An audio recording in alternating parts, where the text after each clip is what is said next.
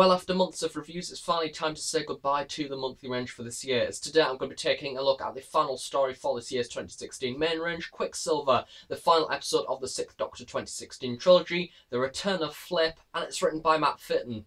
This is literally a perfect one to end on for me. Nattering on about this story for absolutely months because it's pretty much one of those ones where it's got so many different things that attract my attention to it. So it's an absolute brilliant one to end on for a start. I was extremely excited to go into this release.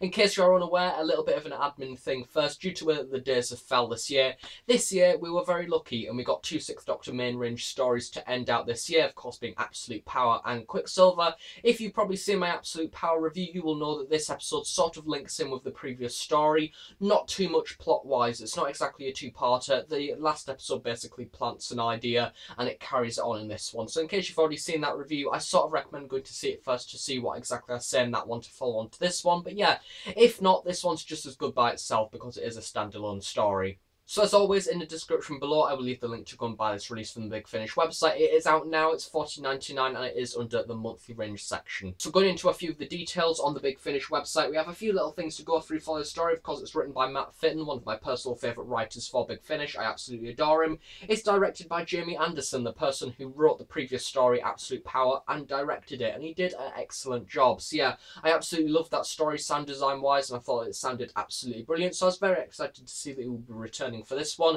and I must say this one sounded extremely good as well. Not as good as the last one because the last one was specifically good for the music score that they used, but this one sounded brilliant nonetheless. Going into a few of the characters now, of course, first off we have the Doctor, the 6th Doctor, the brilliant Doctor, Colin Baker, and once again, this episode was just made for him. I think that he had so many different points in the story when I honestly thought, he's the Doctor, he's absolutely brilliant, of course. He's a Doctor of speeches. I know a lot of people say the 11th Doctor is a Doctor of speeches, but Colin on Big Finish has had so many excellent lines, so many different speech things and anger management things where he goes on this massive outrage of burst of excitement and things. I think that he's just an excellent Doctor for speeches and general things to make them sound absolutely brilliant. But yeah, he's a good one for this story. I think that I enjoyed it more a little bit in the last one, a little bit more, but this one nonetheless, he was a great Doctor in it, of course, as per usual. He was in his crisscross outfit once again, which was nice to see, the one with the little bow tie and the tweeds. Yeah, that was cool. Speaking of the 11th Doctor, it is a little bit of an 11th Doctor style of costume, because the reason he's in this costume is because we're at the end of the World War. In case you're unaware, this episode is basically a sequel to the previous monthly range story, Crisscross, which was the first ever episode that Constance Clark actually appeared in. In fact, it was the first review that I did in this format for Big Finish, so it's a little bit of a special story for me as it is. And basically we return back to the crisscross format to in fact drop off Constance Clark back home. So he's back in his crisscross outfit once again, which I really do like. I think he looks very smart in it. But yeah, going on to Constance Clark, who's played by Miranda Rayson. She was brilliant for this story once again. I've really grown to like Constance Clark throughout the past few stories because she's a very strong character. She's a very strong female character. I've liked her in quite a lot of different stories. I think that they definitely like to home in on the period style of character that she is, one of which the new series has tended to fade away from in previous years, but I think the Big Finish always home back in on the fact that she's from World War, she's a Wren, she's from Bletchley Park and things like that, and I just love that because I think that comes into every single story that she's in. She just has so much of an oomph. I love her. I think that she's a brilliant companion, and once again I would like to sort of call her the stereotypical Big Finish brilliant companion because she's, for a start, from a period of sort of English history, which is very interesting as it is, and she's just a great comparison to Flip, which I now will get on to. Lisa Greenwood as Philippa Jackson. I love her, to be honest. I think that once again she's, even though I love Miranda Rayson as Constance Clark, Flip, as you probably know, I think that she's one of my favourite companions of all time. I've not even seen or listened to even all of the episodes that she's in. She's just such an excellent actress.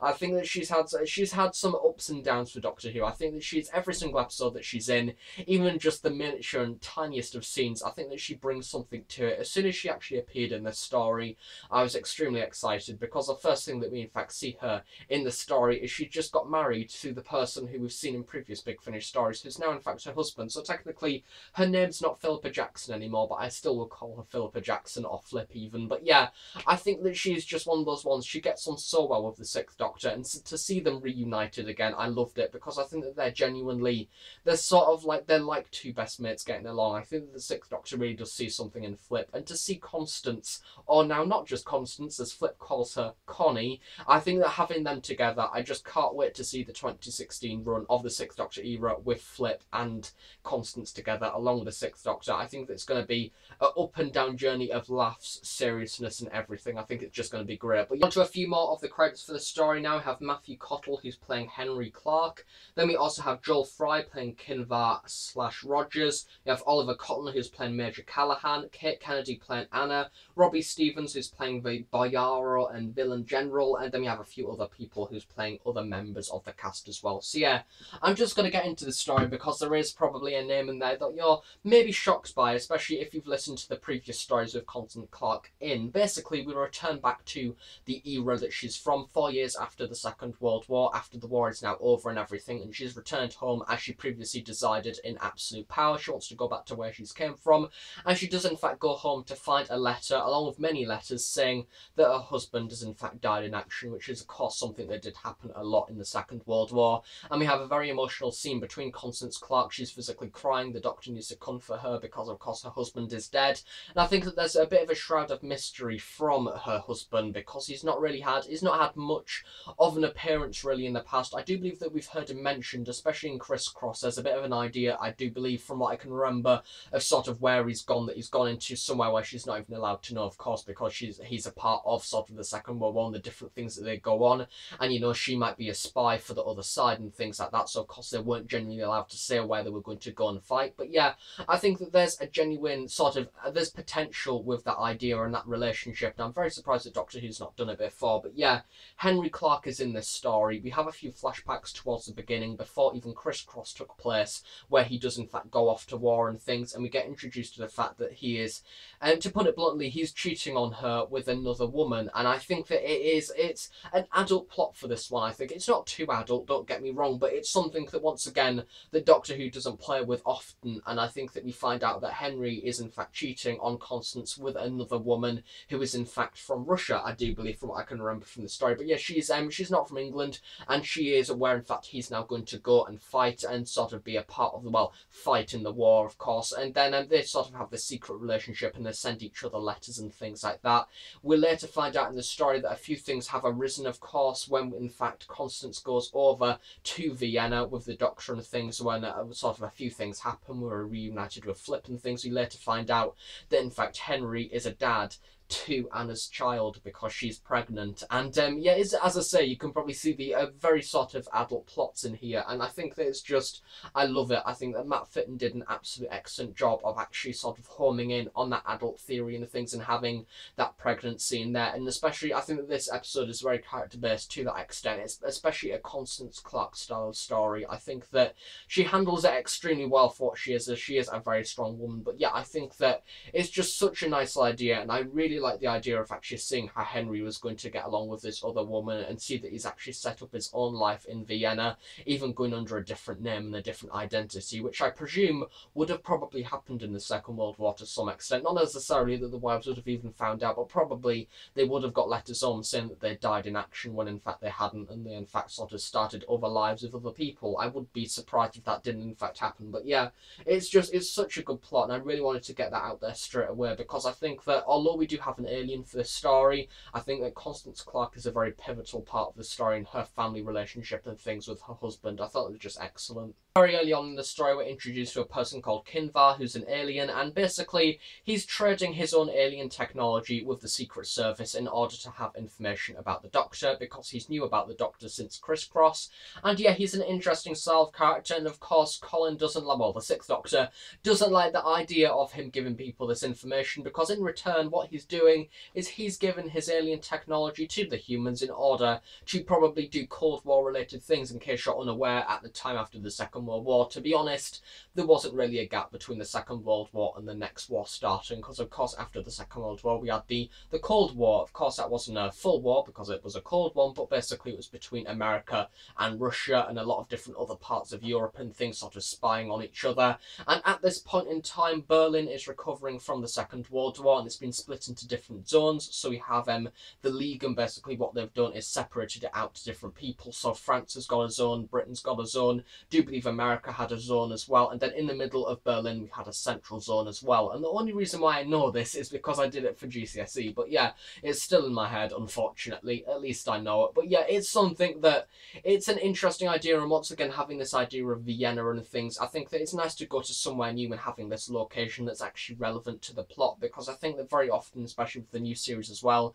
we go to these places that don't really have much relevance, it's just to look nice. So it's nice to see a World War or after World War sort of story in there. And I think then we have the spying and using the alien technology to spy on different people, and then we have the two fractions of aliens that are at war as it is. So we have the Cold War going on, and then we have the alien war on top of that, and the Doctor wants to stop this, of course, because they don't want to bring the alien war to Earth. Previously to this story, Constance spent a lot of time also sorting out the Doctor's mail, so he decides to go through all of this in the TARDIS, and he accidentally drops a letter outside that the aliens then find, and it is of course coincidentally an invitation to in fact Flip's wedding, because she gets of course married to the person that we've seen in previous stories, and the Doctor doesn't see this. The aliens get it and then take Flip out of time to go and be with the Doctor, so they can then bring the Doctor to them, sort of as a little bit of a trap in a way. And the Doctor's all surprised to see for some reason that Flip is in pretty much just after the Second World War in Vienna, understandably, and right in the middle of her wedding, because she in fact goes out for a little breather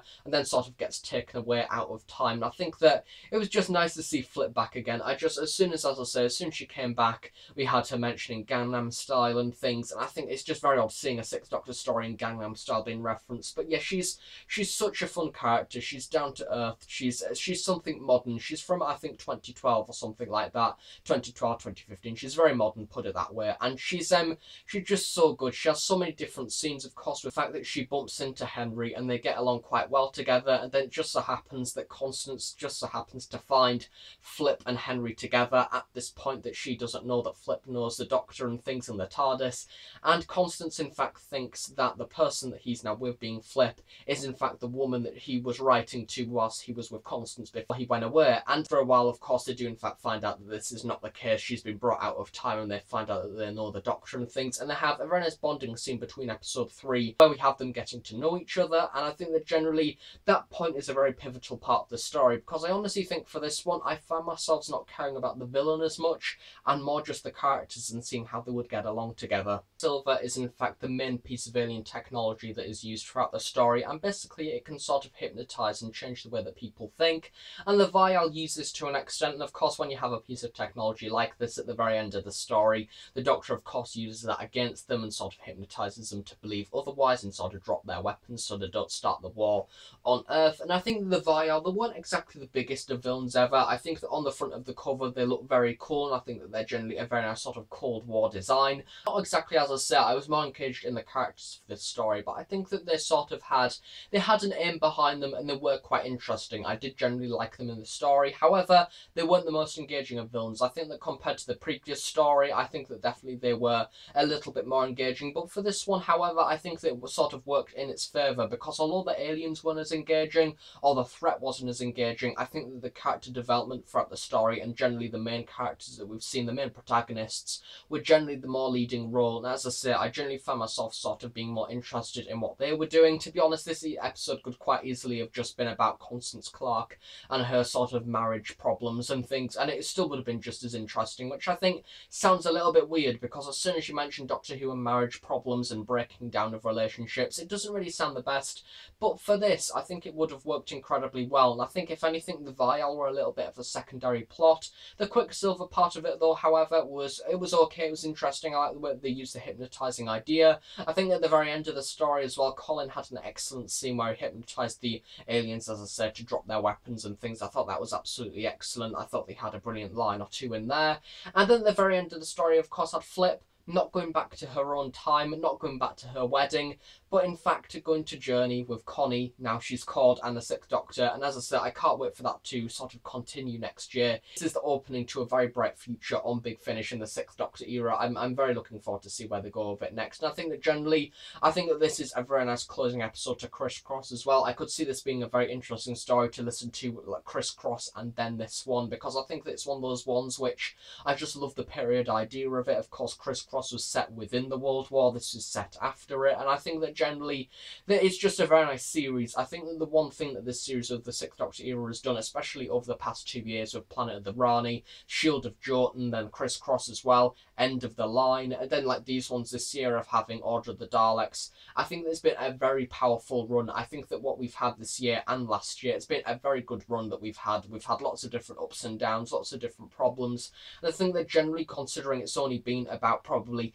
up until this point about 6 episodes full, I think that generally I've got to understand Constance, I've got to understand her problems, and I think it's just been extremely well written. And as I say, it's probably one of my favourite sets on Big Finish, this run that we've had so far, and I will probably go back one day and actually listen to it all back to back and see just exactly how it feels, because I think that will pick up on a few things that I probably missed out at some points. But yeah, generally overall, if you love the Sixth Doctor, and more importantly, if you love Flip, you will love this release. And if you're a fan of Constance, you will also love this one. I think it's generally such a good story to end on. It's extremely entertaining. The plot is extremely gripping, as well as adult as well. And generally, I think that this sums up what Big Finish, and especially what Matt Fitton does best as well. Adult Doctor Who, but not too adult. I think that this is the perfect middle stone in the middle of how to do it extremely well. But yeah, thoroughly good release. I loved it. And that's that. That is the monthly range done for another year. I'm going to finish off with a little bit of admin now, because I know that we've had a bit of information released that I don't think I went through in my Absolute Power review. Of course, shot and aware the novel adaptations of Original Sin and Cold Fusion are now out on the Big Finish website, $14.99 each. I don't know if I'll get the reviews out as soon as possible, with it being Christmas and things like that. I will hope to review them at some point though, however, but just in case, just to let you know, they are out and they are on the Big Finish website, and they do seem a very interesting bunch of stories that I can't wait to listen to. I will hopefully end up reviewing them at some point. Don't hold me to that though, but yeah, I'm hoping to get them reviewed probably maybe late this year, if not into the next. But yeah, it just depends what I review from the Christmas bunch of reviews and things like that. But yeah, those are out now, just to let you know. Other monthly range stuff, we start the year next year directed by Barnaby Edwards, woo, with the Fifth Doctor, with his normal trilogy as per usual, and then we go into the format for next year, which is the brand new format of 2 adventure stories written by 2 writers. We have the return of the Sixth Doctor and Flip before she left the TARDIS a few years ago and things like that, which I can't wait to see what that's about. And I will leave all the links in the description below to sort of find out what the next year will be holding on Big Finish, but overall it looks very promising. Yeah, thanks for watching this review. If you enjoy it, please do give it a big like and please subscribe if you're not already. If any questions, please do leave them below. I'll be sure to answer them at some point in the near future. Thanks again for watching. I shall see you all next time. So thanks for watching and bye for now.